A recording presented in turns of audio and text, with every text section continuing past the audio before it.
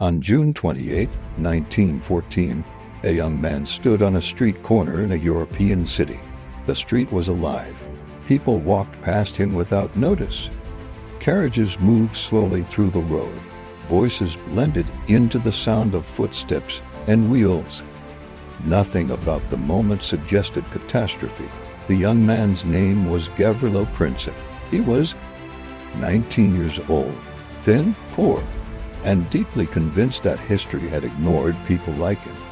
In his pocket was a pistol, not because he wanted fame, not because he imagined the future, but because he believed his life and the lives of his people were already controlled by forces too powerful to challenge peacefully. He waited, and when the moment came, he acted. 2 shots were fired. They lasted less than a second, yet their echo would stretch across decades. Within weeks, nations across Europe would be at war. Within years, more than 20 million people would be dead. Not because of those bullets alone, but because the world they were fired into was already fragile. This is not the story of a war that was planned. It is the story of a world that had quietly prepared itself for destruction and needed only the smallest push to fall. In 1914, Europe believed it was living at the height of civilization. Electric lights illuminated streets that had once gone dark at sunset. Railways connected capitals in ways that would have seemed impossible a century earlier. Factories produced wealth, weapons, and machines at unprecedented speed. Many Europeans believed progress had changed human nature, that rational thinking, trade, and diplomacy had made large-scale war obsolete. But beneath this confidence lived anxiety. Anxiety about borders, anxiety about power, anxiety about decline. Europe was not a single community. It was a collection of empires, each competing, each watching the others closely. The British Empire controlled vast territories overseas and relied on naval power to protect them. The German Empire, young and ambitious, expanded its industry and military at a pace that unsettled its neighbors. The Russian Empire was massive but unstable, torn between tradition and modernization, and the Austro-Hungarian Empire ruled over many peoples who no longer believed in the empire itself. Every empire feared the same thing, that the future would belong to someone else. Because of that fear, Europe armed itself, not quietly, but openly. Armies grew larger. Weapons became more destructive. Mobilization plans were rehearsed repeatedly. Generals believed war was unavoidable. They did not debate morality. They debated timing, and they believed that striking first might be the only way to survive.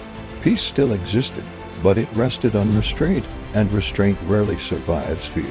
To manage this tension, European nations built alliances, agreements meant to ensure security. If one nation was attacked, others would respond. On paper, this made sense. In reality, it created a dangerous system because alliances removed hesitation. They turned local disputes into international obligations. Germany bound itself to Austria-Hungary. Russia positioned itself as Serbia's protector. France aligned with Russia. Britain committed to defending Belgium.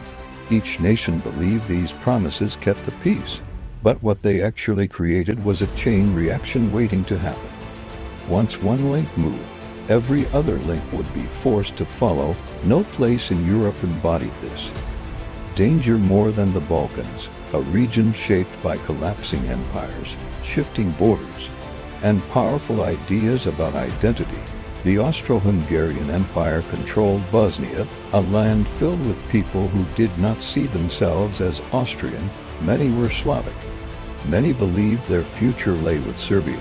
Serbia itself was small, but driven by a powerful idea that Slavic peoples deserved a nation of their own. To Austrian leaders, Serbia represented instability.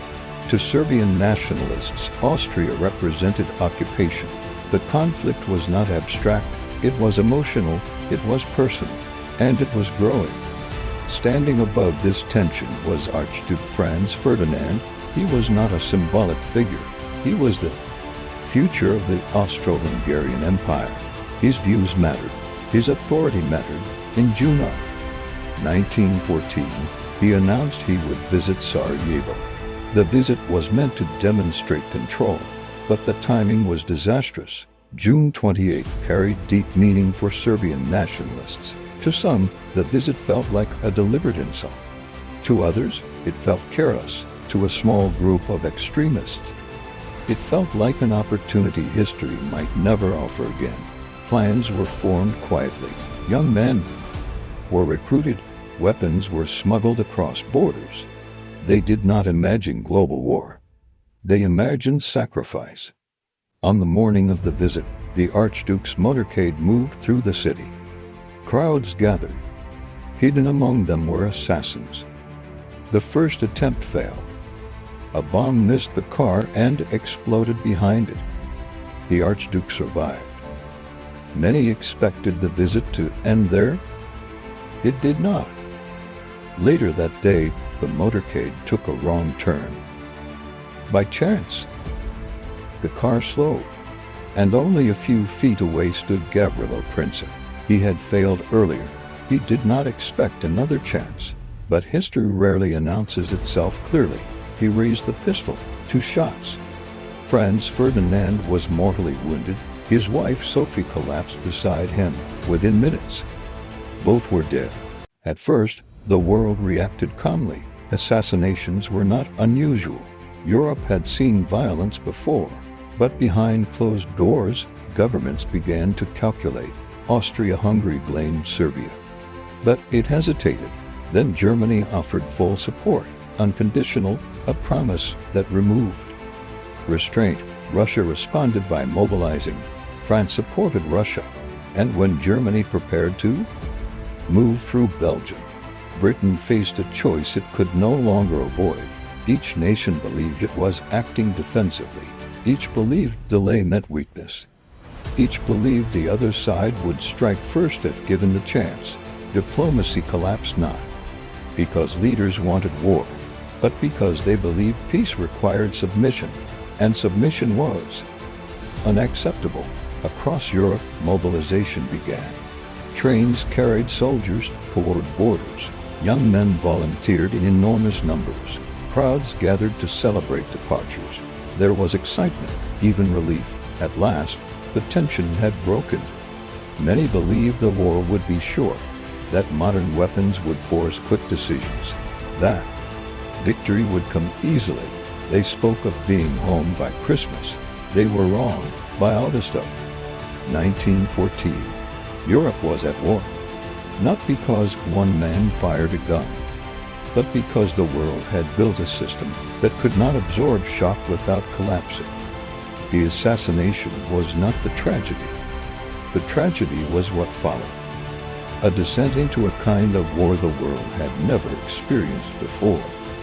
In the next episode, we follow Europe into the early months of World War I, into the confusion, into the trenches, into the reality of industrialized warfare, a war no nation was ready for, a war everyone believed would end quickly, but instead changed the world forever.